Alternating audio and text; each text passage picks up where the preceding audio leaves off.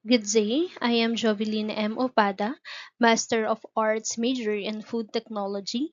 These presentations cover the first three chapters of the study titled Marketability and Consumer Acceptability of Baked Products with taro, Colocasia esculenta as wet flour substitute.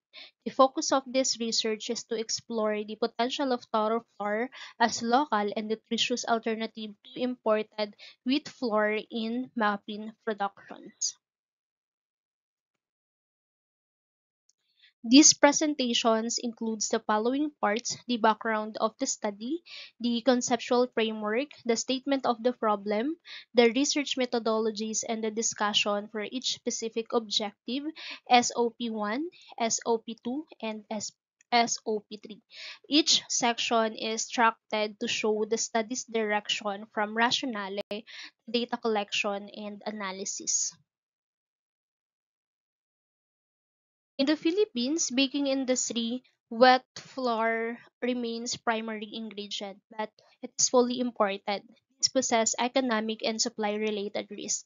Based on data from the Department of Agriculture 2022, the country's heavy reliance on wet import has emphasized the need for local alternatives.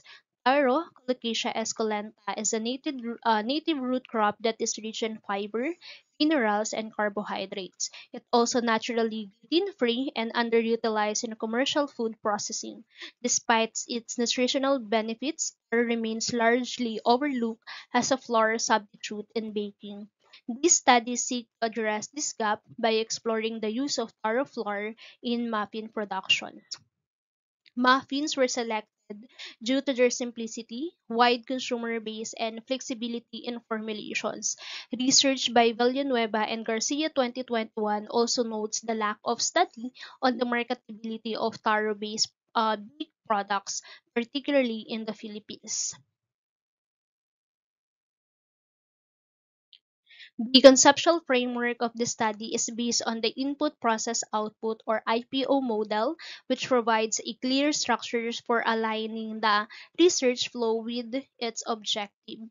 Input includes two key components: the muffin formulation with varying levels of taro flour substitutions, 0%, 25%, and 50%.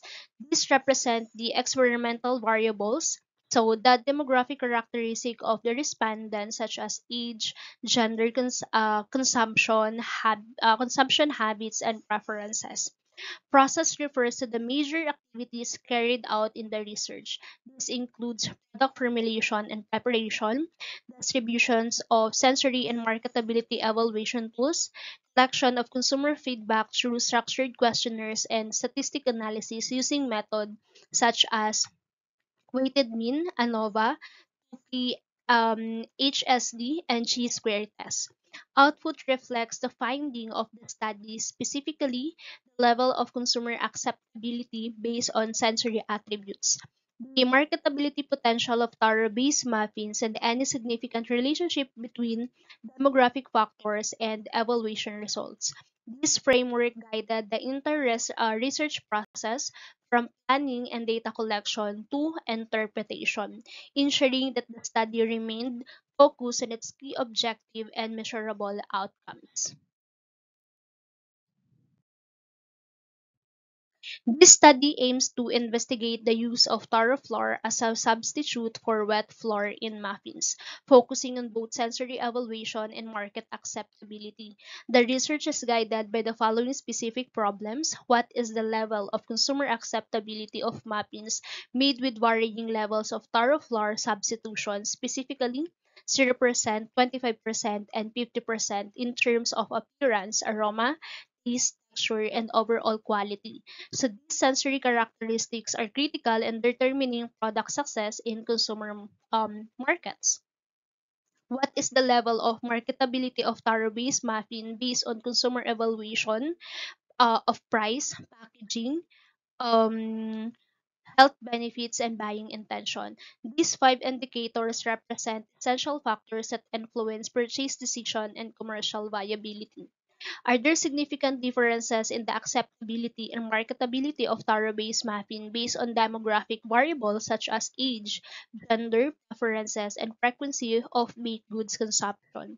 By answering this question, the study aims to provide insight into both the sensory performance and market potential of taro as an ingredient in baked products, as well as identifying which consumers group are more receptive to such innovations.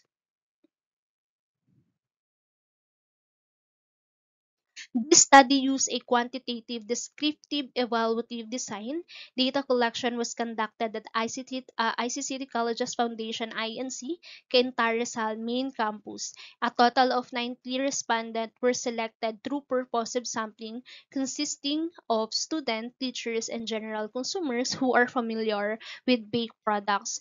Two data gathering instruments were used. A 9-point hedonic scale was employed for sensory evaluation to assess five attributes: appearance, aroma, taste, textures, and overall impression. A 5-point Likert scale marketability questionnaire was used to evaluate pricing, packaging, availability, health related perception, and buying intention. Statistical tools applied include weighted mean to determine average rating, one-way ANOVA to assess significant differences among the formulation and demographic groups, HSD for Fairways comparison, and chi-square test to examine association between demographic variables and respondent responses. For SLP1, the goal was to evaluate consumer acceptability of muffins with varying taro flour content. Control formulation 0% taro, 25% taro flour, and 50% taro flour substitution. Respondent evaluated five sensory attributes: appearance, aroma, taste, textures, and overall acceptability. Using a 9-point hedonic scale, where 9 indicates like extremely and 1 indicates dislike extremely. The data were subjected to weighted mean computation to determine general preferences trend for each formulation. One-way ANOVA was applied to determine if the differences in score across formulation were statistically significant. So findings from the SOP help identify the most preferred level of substitutions and whether taroflor negatively or positively affect sensory properties.